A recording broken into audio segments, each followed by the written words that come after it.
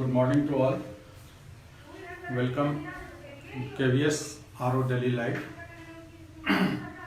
We are going to start today the chapter number 3 of electrochemistry topic. बच्चे आप याद रखेंगे कि आपका जो असाइनमेंट है वो डिस्क्रिप्शन बॉक्स में लिंक है, उस लिंक को के थ्रू आप डाउनलोड करके और असाइनमेंट को करेंगे और फिर आपको अपने टीचर से चेक भी करवाना है और इस सारे का रिकॉर्ड रखा जाएगा, इसलिए इसको ध्यान से करें इस असाइनमेंट को। So what is electrochemistry? Actually, electrochemistry is the branch of chemistry which deals with the interconversion of chemical energy into electrical energy and vice versa. And what are the objectives of this lesson? So after studying this unit, you will be able to learn about different types of electrochemical cell, electrolytic cell, differentiate between electrolytic cell and electrochemical cell, variation of conductivity and molar conductivity with change in concentrations, or different types of commercial cell like dry cell, lead storage cell, fuel cells, and in the last of the chapter, corrosions is also studying in this chapter because it is also an electrochemical phenomenon. So we will start today the lesson electrochemistry with the help of this one, starting of electrochemical cell. So before starting the electrochemical cell, there are some terms like reduction, oxidation मैं आपको recall कराना चाहता हूँ क्योंकि यहाँ पर बार बार ये term आएगा। तो आपने अभी अभी जस्ट एग्जाम दिया है तो उसमें आपने रिडॉक्स रिएक्शन का चैप्टर पढ़ा है, तो आपका प्रीवियस नॉलेज यहाँ से आ रहा है, उसी को मैं रिकॉल करा रहा हूँ आपको कि रिडॉक्स मीन्स क्या था, रिडक्शन और ऑक्सीडेशन। और रिडक्शन क्या था आपका कि लॉस ऑफ इलेक्ट्रॉन,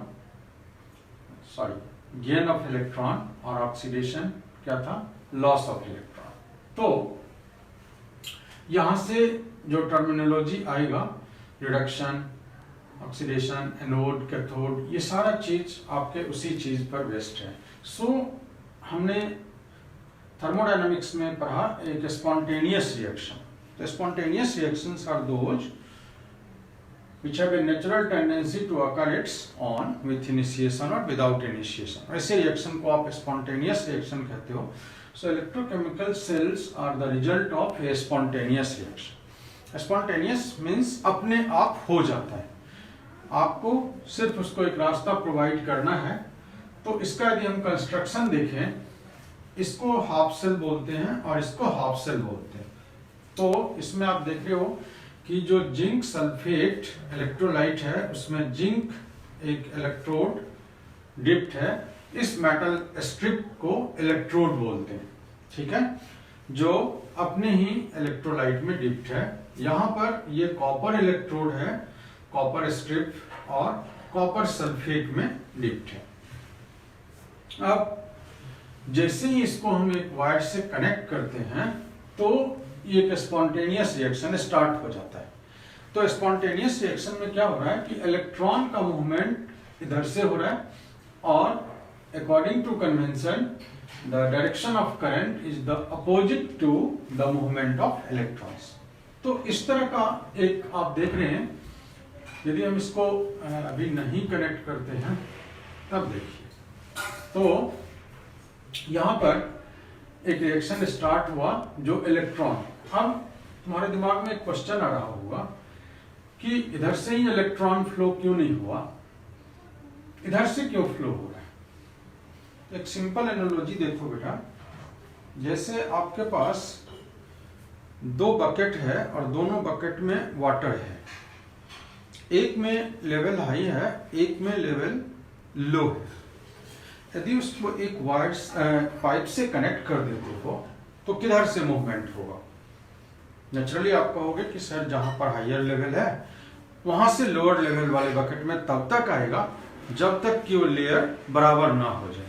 बच्चे यहाँ भी वही बात होता है कि यहाँ जो इलेक्ट्रॉन रिलीज करने की टेंडेंसी है वो जिंक की ज्यादा है, मतलब हम कह सकते हैं कि इलेक्ट्रॉन डेंसिटी यहाँ ज्यादा है कॉपर से, इसीलिए मूवमेंट इस तरफ से हो रहा है। मतलब इनका भी है, यदि हम इसको सिल्वर इलेक्ट्रोड से लगा दें तो कॉपर ही इलेक्ट्रॉन लॉस करने लग जाएगा, क्योंकि तब जिंक से कंपेयर करेंगे। अब इनका लेवल हाई हो जाएगा और सिल्वर का कम हो जाएगा। तो इस चीज को ध्यान रखने के लिए हम आगे जब ई नॉट देखेंगे वो मैग्नीट्यूड देख करके आप बता सकते हो कि किसका जो ज्यादा निगेटिव वैल्यू में आएगा, मतलब वो इलेक्ट्रॉन लॉस करने की टेंडेंसी ज्यादा रखेगा। तो यहाँ पर इसीलिए ये इलेक्ट्रोड इलेक्ट्रॉन लॉस करता है। और तो यहाँ पर हो क्या रहा है कि जैसे रिएक्शन स्टार्ट होता है तो आप देखते हो कि ये रिएक्शन इस कंपार्टमेंट में क्या हो रहा है कि हमारा जो जिंक है सॉलिड ये डिजॉल्व हो रहा है और इलेक्ट्रॉन लॉस कर रहा है। तो इसी प्रोसेस को बोलते हैं ऑक्सीडेशन। लॉस ऑफ इलेक्ट्रॉन हो रहा है, ऑक्सीडेशन। तो यहां पर ये बेटा धीरे धीरे धीरे धीरे डिजॉल्व हो रहा है और Zn2+ आयंस इसमें बढ़ रहा है इस कंपार्टमेंट के अंदर। इस कंपार्टमेंट में क्या हो रहा है बेटा कि जैसे इलेक्ट्रॉन मूव होके आया तो यहां पर देखते हो आप कि सोल्यूशन में कॉपर 2+ है, SO4 2- है। तो ये जो कॉपर 2+ है ये इसके ऊपर ऐसे ऐसे जाके जमा हो गए, मतलब copper 2+ aqueous +2 electron gives copper solute. ये गेन ऑफ इलेक्ट्रॉन हुआ तो क्या बोलेंगे आप इसको? रिडक्शन। तो ये देख रहे हो कि ऑक्सीडेशन हाफ है और ये रिडक्शन हाफ है, मतलब दो हाफ सेल मिलकर के एक सेल बनता है। तो ये हमारा ऑक्सीडेशन हाफ, ये रिडक्शन हाफ। अब इसको याद रखने के लिए बेटा एक ऐसे एब्रिविएशन लर्न कर लेते हैं जो आसान रहेगा हमको। L स्टैंड्स फॉर लेफ्ट, मतलब ये लेफ्ट इलेक्ट्रोड है। O stands for oxidation. Oxidation कब होगा? जब आपका लॉस ऑफ इलेक्ट्रॉन होगा। A स्टैंड्स फॉर एनोड और N स्टैंड्स फॉर नेगेटिव। अब यहां पर आपको कोई पूछेगा कि क्या एनोड नेगेटिव होगा, कैथोड पॉजिटिव होगा, तो आपको इस तरह का जवाब नहीं देना कि एनोड और कैथोड होता क्या है, क्योंकि यही जब आप रिवर्स देखोगे, अभी यदि हम देखना कि इसमें इसको कनेक्ट करेंगे और इसका वोल्टेज 1.1 से बढ़ा देंगे तो ये सारा चीज चेंज हो जाएगा। तो इसलिए आप एक ऐसा डेफिनेशन याद रखें जो कभी एनोड और कैथोड का डेफिनेशन नहीं बदले। तो the electrode at which oxidation takes place, ये हर हमेशा सही रहेगा, कभी भी किसी सेल में इलेक्ट्रोलाइटिक हो या इलेक्ट्रोकेमिकल हो कभी नहीं चेंज होगा। इसलिए इसी डेफिनेशन को याद रखना है कि the electrode at which oxidation takes place is called anode and the electrode at which reduction takes place is called cathode. फिर से बेटा क्या है कि एनोड किसको बोलते हैं? जो हमारा ऑक्सीडेशन होता है, मतलब लॉस ऑफ इलेक्ट्रॉन हो रहा है। और कैथोड किसको बोलते हैं? जिसमें गेन ऑफ इलेक्ट्रॉन हो रहा है और रिडक्शन।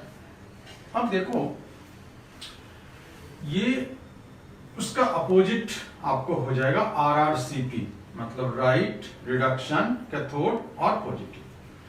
अब इसमें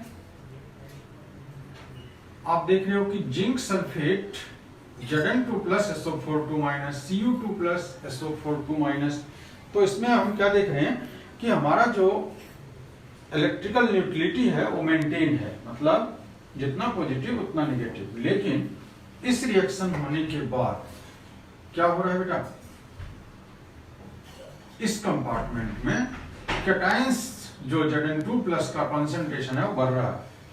तो जैसे Zn2+ का कंसंट्रेशन बढ़ेगा तो इस इलेक्ट्रॉन की क्या टेंडेंसी होगी कि उसको जब उसी कंपार्टमेंट में एक पॉजिटिव स्पेसिस मिल रहा है, so they have a tendency to interact with Zn2+ and backward reaction का चांस बन रहा है।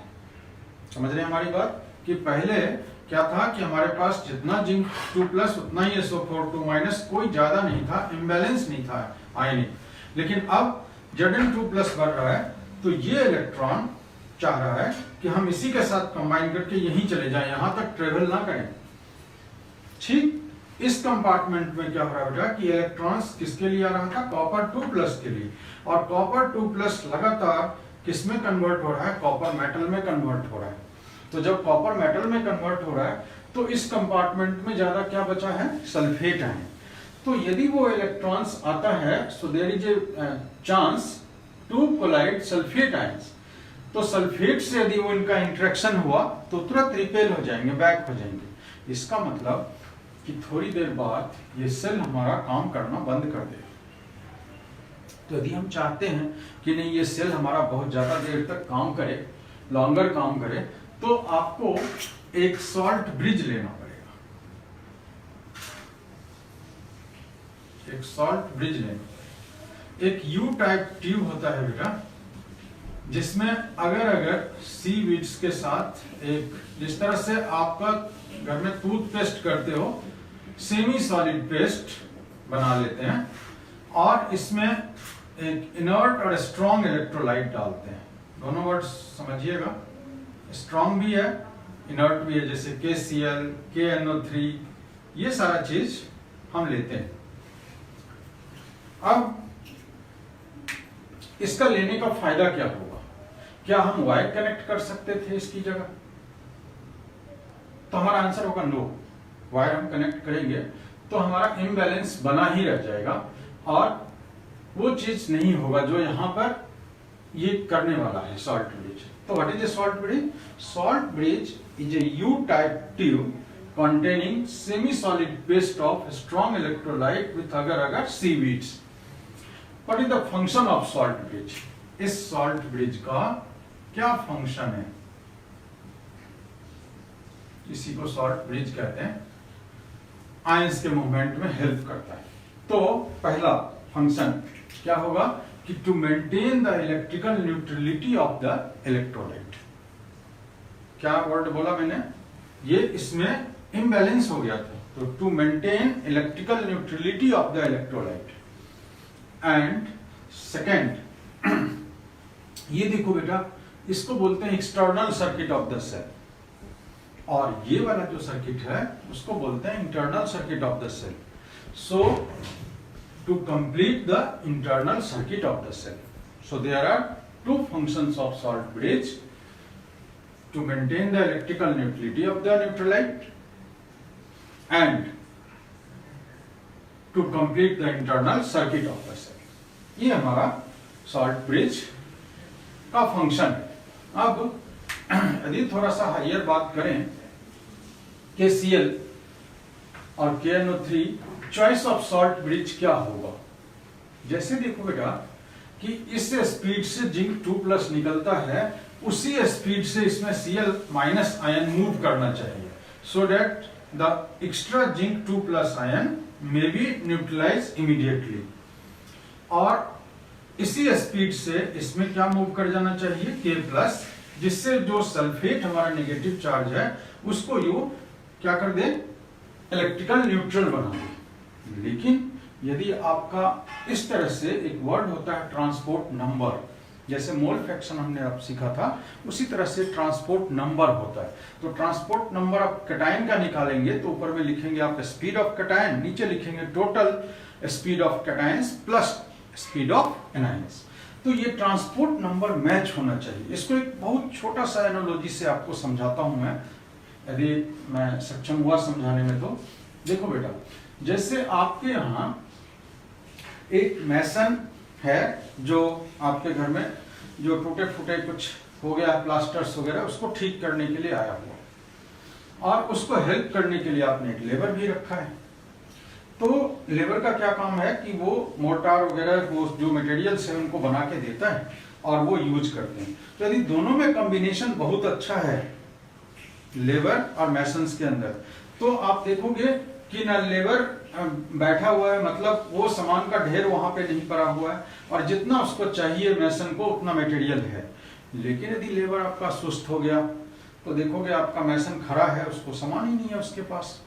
और यदि आपका मैसन सुस्त हुआ तो क्या होगा कि वहां पर बहुत सारा ढेर पड़ा हुआ है और वो लेबर ला के रखता जा रहा है लेकिन उसको यूज नहीं कर पा रहा है। ठीक इसी तरह से यदि हमारा स्पीड इसका कम हुआ तो आपका एक्यूमुलेशन स्टार्ट होगा Zn2+ का, और इसको हायर टर्म में हम बोलते हैं liquid junction potential, so that the selection of salt bridge is in such a manner that liquid junction potential does not develop. ठीक है, तो ये सॉल्ट ब्रिज का टोटल फंक्शन होता है।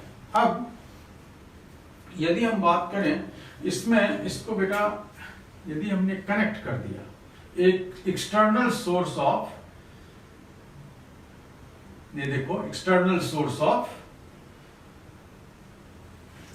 इलेक्ट्रिसिटी, लेकिन जो इसका ई सेल का वैल्यू है वो 1.1 वोल्ट है, उससे लेकिन कम का ही डाला है।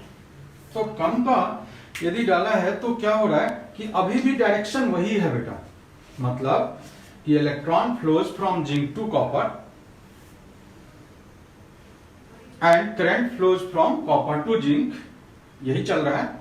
और हमारा जिंक डिजॉल्व हो रहा है एनोड पर और कॉपर डिपोजिट हो रहा है कैथोड पर। अब यदि आपने क्या किया कि इसको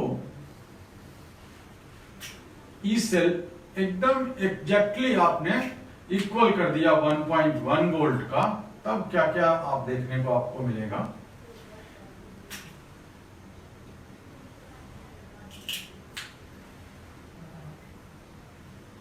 अब आप देखो ना कोई करंट फ्लो ना कोई इलेक्ट्रॉन फ्लो और आपका I 0 हो जाएगा।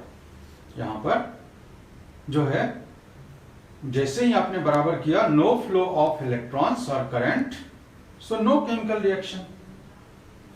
अब लेकिन बढ़ा दो जरा सा,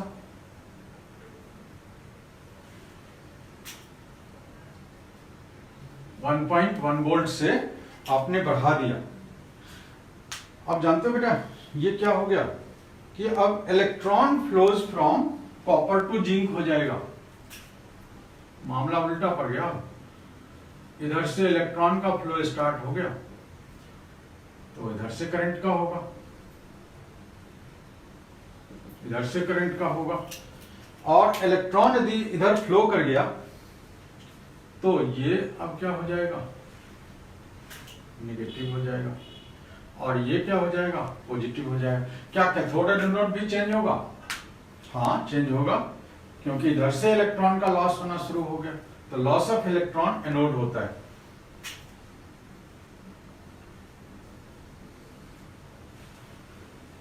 और गेन ऑफ इलेक्ट्रॉन कैथोड होता है।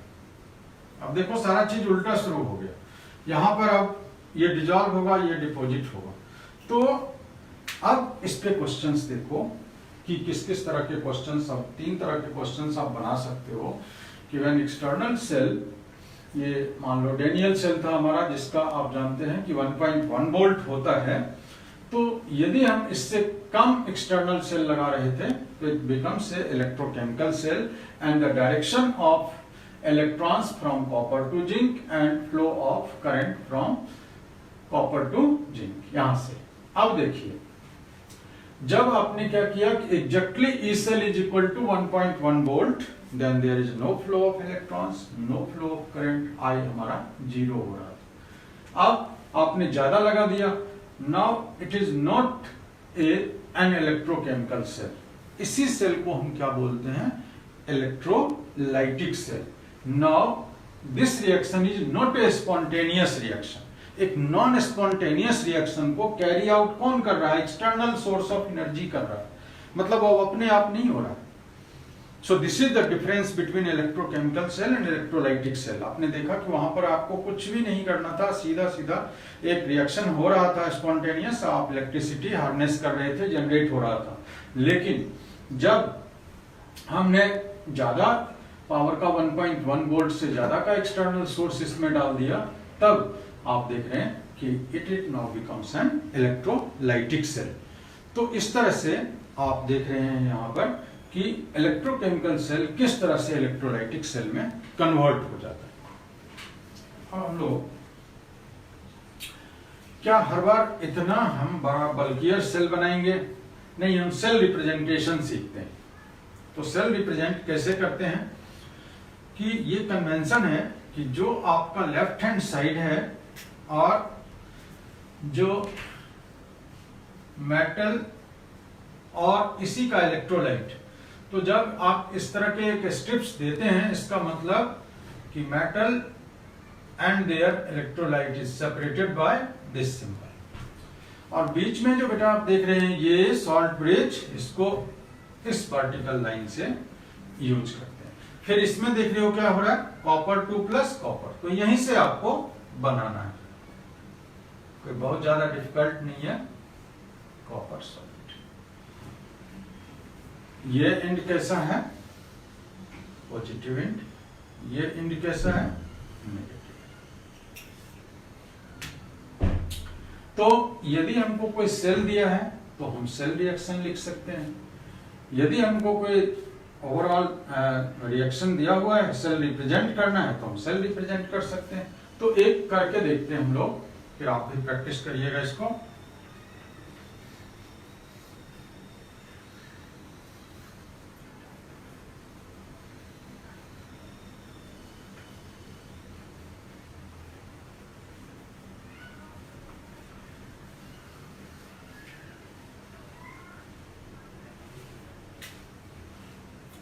जैसे एक सेल लिख रहे हैं हम लोग,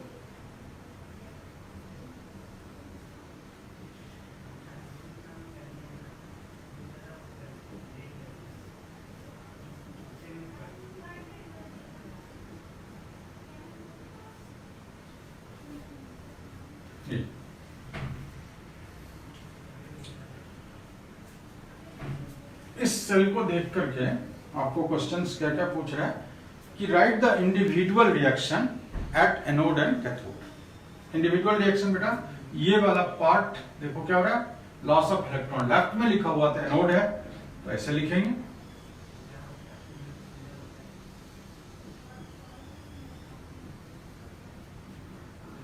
तो ये हम लिख दिया, कहां पर हो रहा है, एट एनोड। देखो कैथोड पर ये रिडक्शन हो रहा है,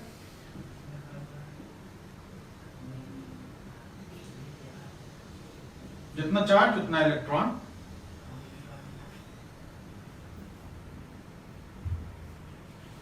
ये कहां हो रहा है, कैथोड पे, कैथोड पर रिडक्शन हो रहा है। ओवरऑल रिएक्शन की कोई बात करेगा तो हम इसको ऐड करेंगे, लेकिन ऐड करने में आपको पता है ना कि इलेक्ट्रॉन को हमें कैंसिल आउट करना है। तो आप देख रहे हैं कि कितना इलेक्ट्रॉन लॉस हो रहा है, 2, और ये गेन कितना कर रहा है, 3। तो पॉसिबल नहीं है कि वो 3 इलेक्ट्रॉन कहां से लाएंगे आप, वो 2 ही लॉस कर रहा है। तो इसीलिए आपको इसको मल्टीप्लाई करना पड़ेगा, कितने से, 3 से। तो अब ये कितना इलेक्ट्रॉन लॉस करेगा, 6। तो इसको गेन भी कराइए 2 से, तो ये गेन भी 6 से होगा। 3 × 2 6, 2 × 3 6। तो अब ओवरऑल इसको हम बोलते हैं ओवरऑल सेल रिएक्शन।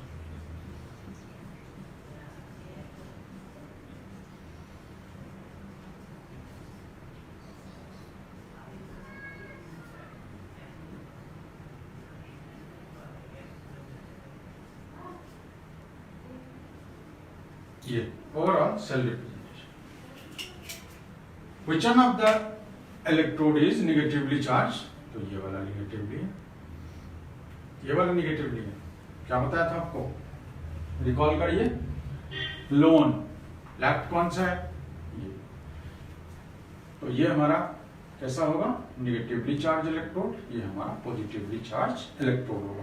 तो इसको देख करके हम ये लिख सकते हैं और इसको देख करके ये लिख सकते हैं। अब इलेक्ट्रोड पोटेंशियल की बात करते हैं थोड़ा सा।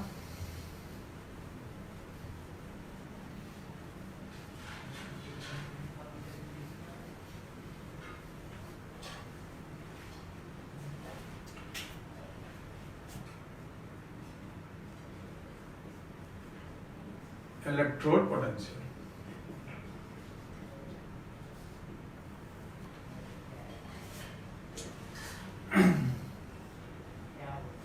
जैसे एक मेटल M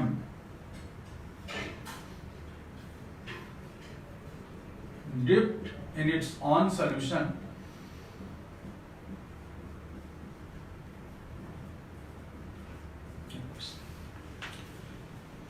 आप देखेंगे कि इस मेटल की टेंडेंसी हो रही है कि हम इलेक्ट्रॉन लॉस करें और अपने इलेक्ट्रोलाइट में। इस आयन की टेंडेंसी क्या है?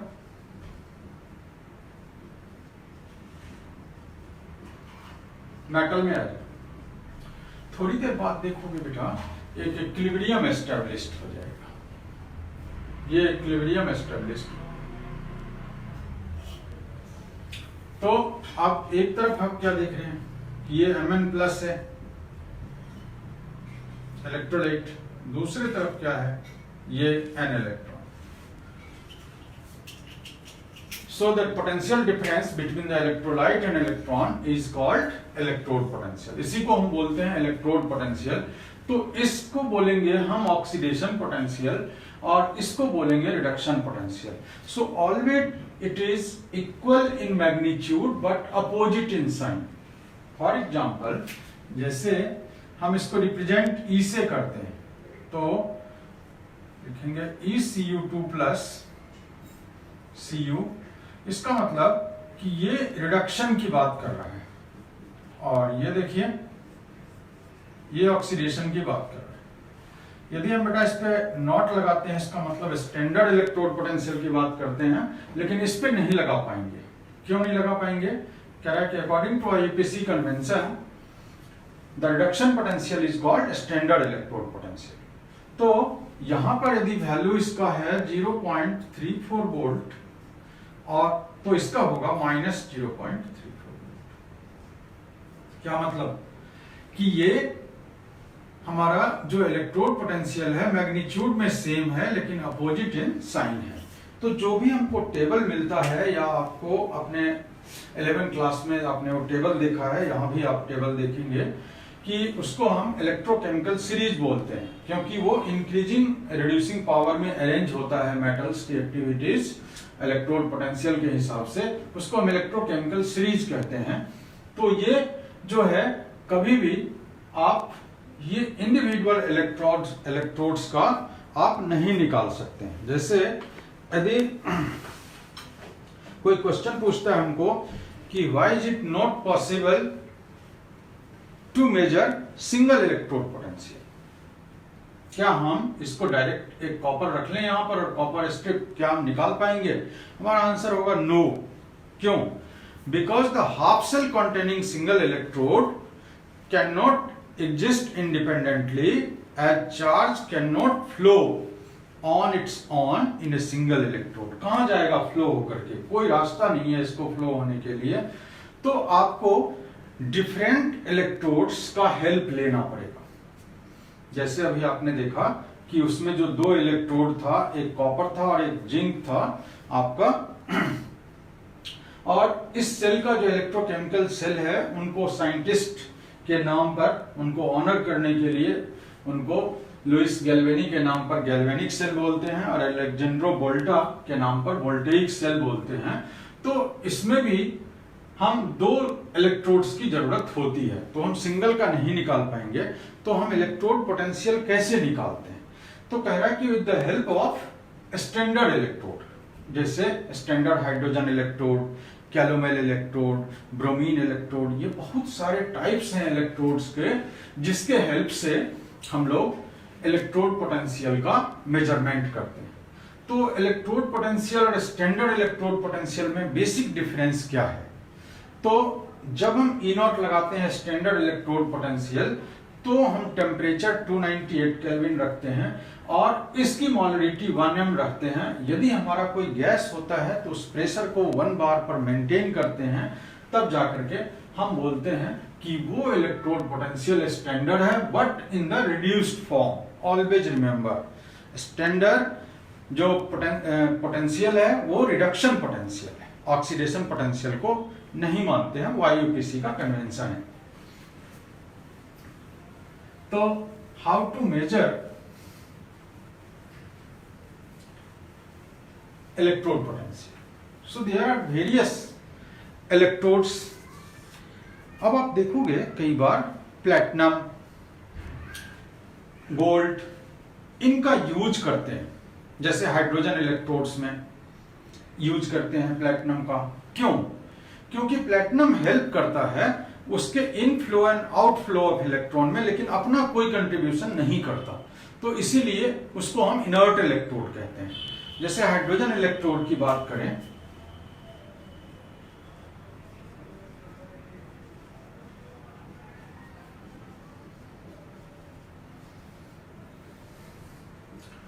तो Pt जो सॉलिड है वो उसको हेल्प कर रहा है।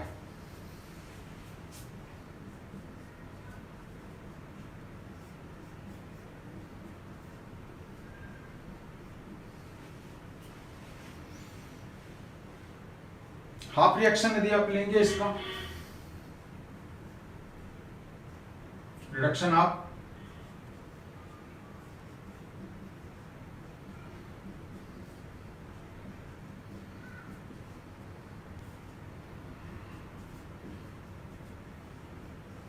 यस। यदि हम ब्रोमीन इलेक्ट्रोड की बात करें,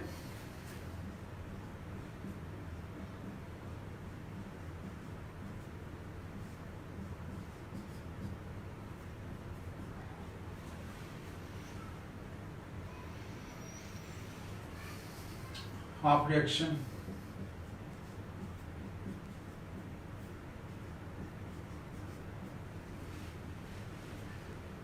ये सारा इलेक्ट्रोड्स है जिसका हम ई नॉट की वैल्यू पहले से फिक्स है और इसके हेल्प से हम लोग निकालते हैं इलेक्ट्रोड पोटेंशियल। और बहुत सारे टाइप के इलेक्ट्रोड हैं, जैसे सिल्वर क्लोराइड इलेक्ट्रोड, जिसमें AgCl Ag में कन्वर्ट हो रहा है। और कैलोमेल इलेक्ट्रोड का नाम सुना होगा आपने, मर्क्यूरस क्लोराइड इलेक्ट्रोड्स, ये सारे हैं। लेकिन अपने सिलेबस में तो हाइड्रोजन के हेल्प से ही निकालते हैं, तो हम हाइड्रोजन के हेल्प से निकालना सीखते हैं कि कैसे निकालते हैं इसको।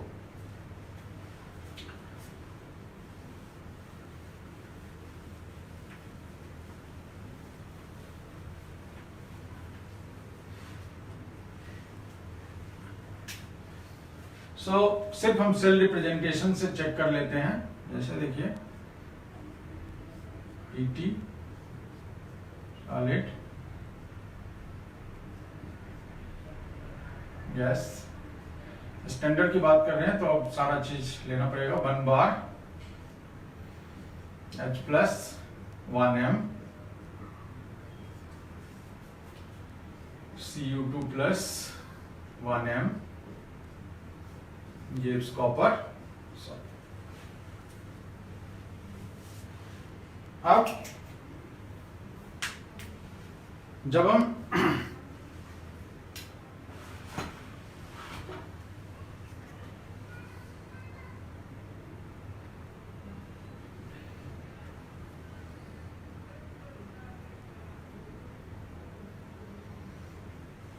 सेल पोटेंशियल निकालते हैं तो ये डिफरेंस होता है।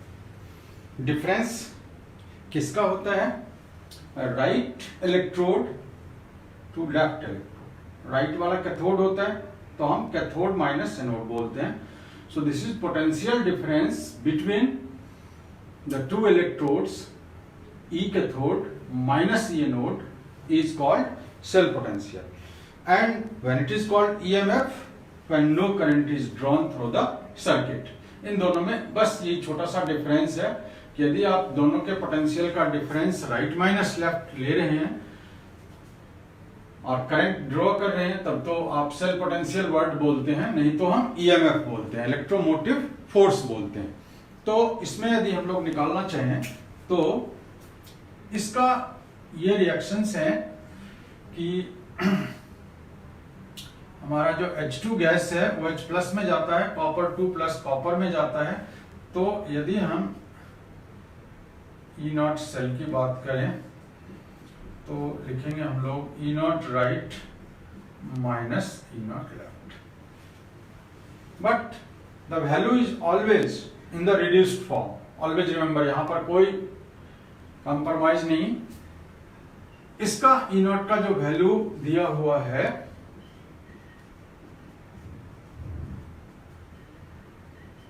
ये आपको लेना पड़ेगा।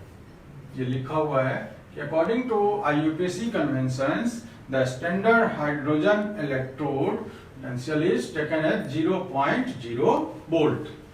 तो आपको ये जो निकल कर आया, जो वोल्टामीटर से आपने मेजर किया, वो आया आपका 0.0 वोल्ट। राइट आपका कौन सा है? यही तो राइट है आपका E0 Cu2 प्लस Cu। इधर आपका ये क्या था? E0 H plus H2। इसका वैल्यू रख दीजिए 0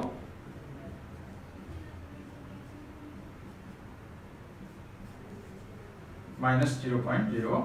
तो ये आ गया आपका, सॉरी ये है, ये हमारा जो सेल पोटेंशियल आया है वो है 0.34 वोल्ट। तो ये आ गया हमारा 0.34 वोल्ट। तो ये किसका आ गया? कॉपर का आ गया, क्योंकि माइनस तो 0 है, तो ये कॉपर का आ गया। अब ये इसके मैग्नीट्यूड से समझना है कि यदि पॉजिटिव हुआ तो इसका क्या मतलब है, यदि निगेटिव आया तो इसका क्या मीनिंग है। जैसे आप जिंक का लेंगे तो जिंक का ये निकल कर आता आपको माइनस 0.76 वोल्ट।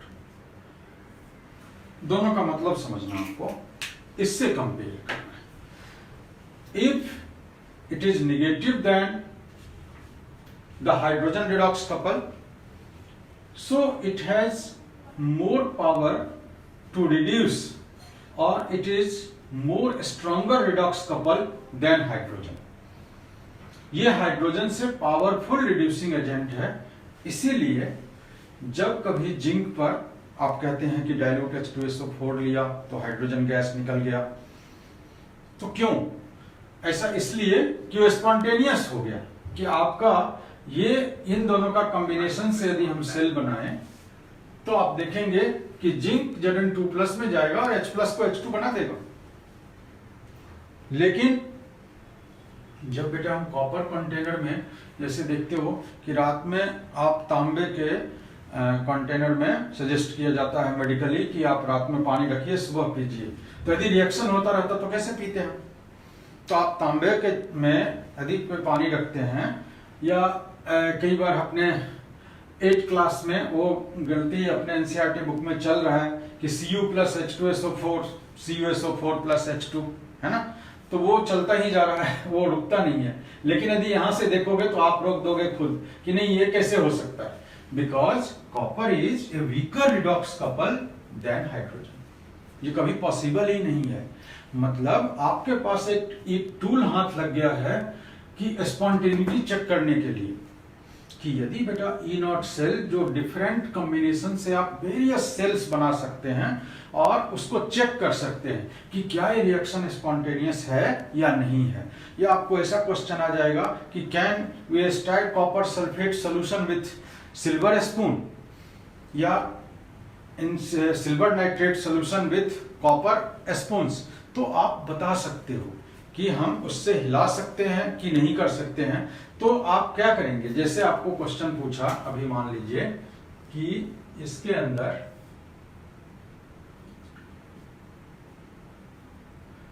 ये सिल्वर नाइट्रेट का सॉल्यूशन रखा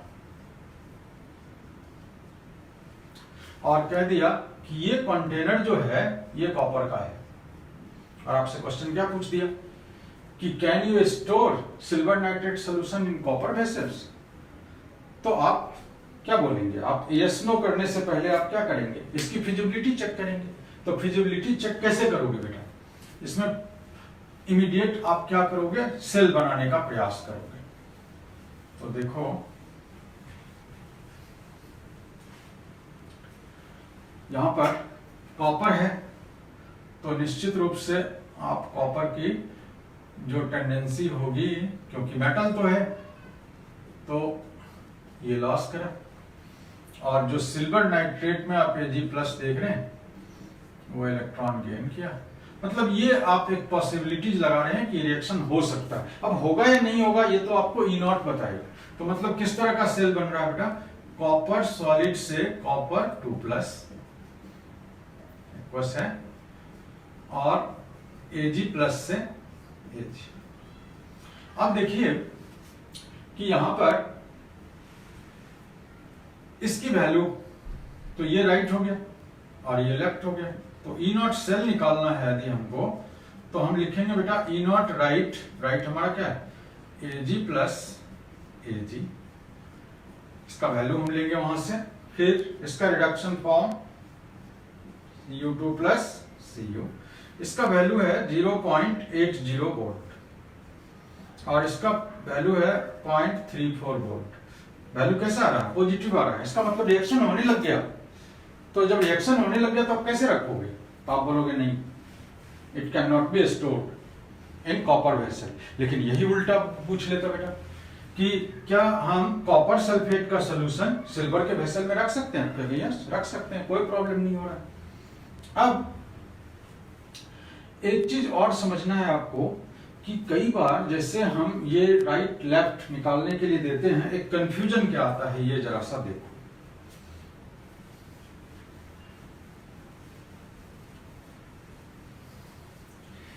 थोड़ा सा गलती होने का चांस रहता है, उस चीज को पॉइंट आउट मैं कर रहा हूं।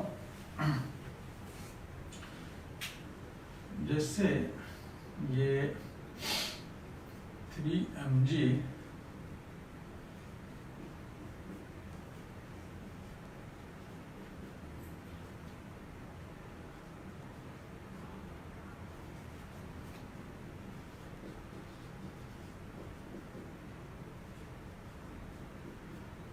to Cr solid।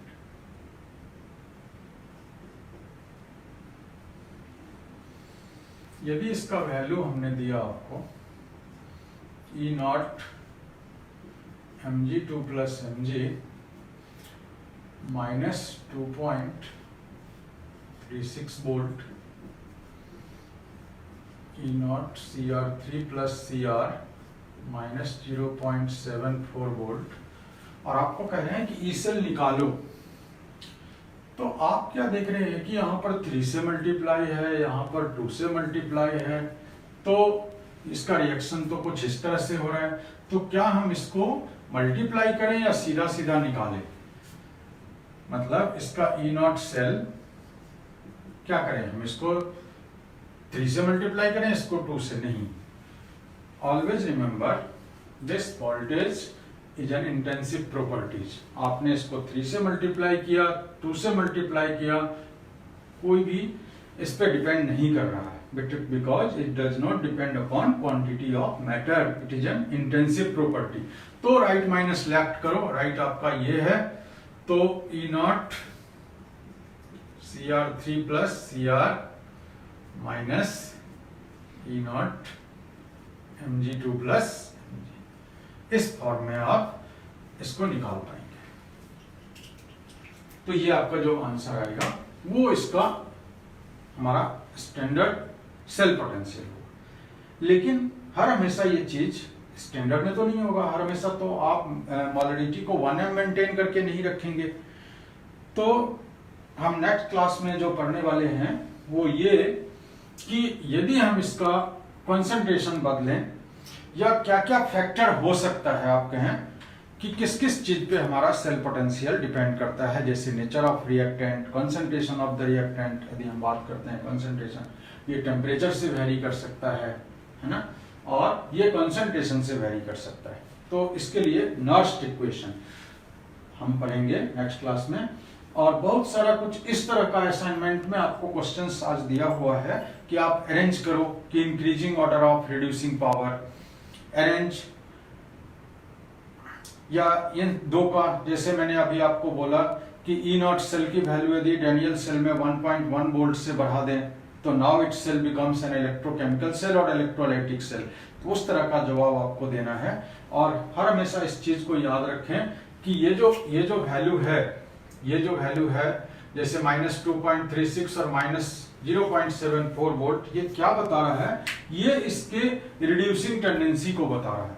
तो हमेशा याद रखिएगा कि जैसे Li प्लस Li का -3.05 वोल्ट होता है, इसका मतलब वो सबसे नीचे रखा हुआ है, मतलब lithium is the best powerful reducing agent. और आपने इस ब्लॉक में वो पढ़ा भी होगा कि क्यों लिथियम हो जाता है जबकि आयनाइजेशन एनर्जी तो सीजियम का लोएस्ट होता है। तो E nought is not depends only upon ionization energy, मतलब लॉसिंग ऑफ इलेक्ट्रॉन के टेंडेंसी पर नहीं है, हाइड्रेशन इंथैल्पी पर भी डिपेंड करता है, सब्लिमेशन इंथैल्पी पर भी डिपेंड करता है। तो जो ओवरऑल टेंडेंसी होता है वो ये मेजरमेंट के फॉर्म में आता है। तो जो जितना ज्यादा निगेटिव वो उतना पावरफुल रिड्यूसिंग एजेंट। और सबसे ऊपर फ्लोरीन को देखोगे कि F2 plus electron gives F minus 2.87 volt. So ये हमारा सबसे पावरफुल ऑक्सीडाइजिंग एजेंट है ना। तो इस तरह से हम वो सारे चीज जो इसके स्पॉन्टेनिटी, तो इलेक्ट्रोकेमिकल सीरीज पर आप क्या क्या कर सकते हैं कि हम रिएक्टिविटी चेक कर सकते हैं कि ये मेटल इसको डिस्प्लेस कर सकता है कि नहीं। आप फिजिबिलिटी ऑफ रिएक्शंस पता कर सकते हैं कि क्या ये रिएक्शन पॉसिबल है या नहीं। तो ये सारे चीज आपको E नॉट का वैल्यू पता होने पर आप पता कर सकते हैं। Thanks, have a nice day.